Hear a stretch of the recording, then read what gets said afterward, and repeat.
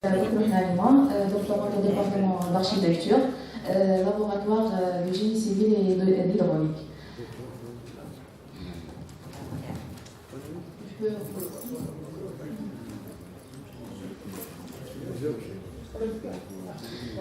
Immoralité ce jour-là.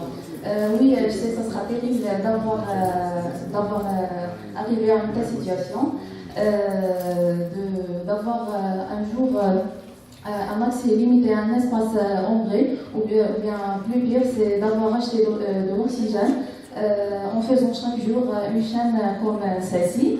Donc l'extension des constructions au détriment de la nature, ce qu'on le qualifie par l'étalement urbain, cause la destruction des espaces verts, l'épanouissement des ressources naturelles et encore tout type de pollution qui ne sont pas bien ni pour nous ni pour notre planète.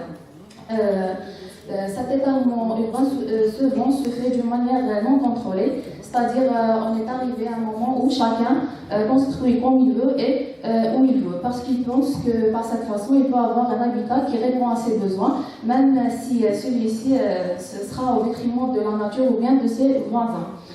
En revanche, cet étalement urbain peut se faire d'une autre manière, soi-disant par l'habitat planifié par l'État. L'habitat planifié par l'État.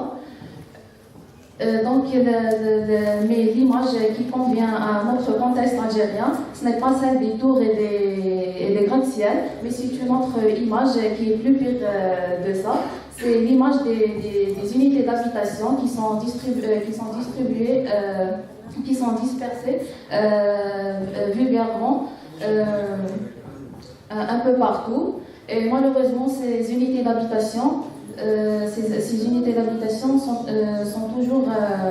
sont souvent implantées et non pas intégrées à l'environnement immédiat, c'est-à-dire au site de construction et par rapport au voisinage. Il y a encore l'insuffisance et la mauvaise qualité des commodités fournies. Donc, pourquoi ça? Parce que le concerné par ces unités d'habitation, qui est le citoyen, est souvent absent lors du processus de construction de ces unités d'habitation. Donc, pour ne pas arriver à une telle situation, cette chaîne des citoyens doit revendiquer son droit de décider où elle veut vivre. Donc, bien sûr, je ne demande pas un autre hirak de la part des citoyens, mais une simple revendication, c'est de s'imposer toi-même dans le processus de fabrication de ton lieu de vie.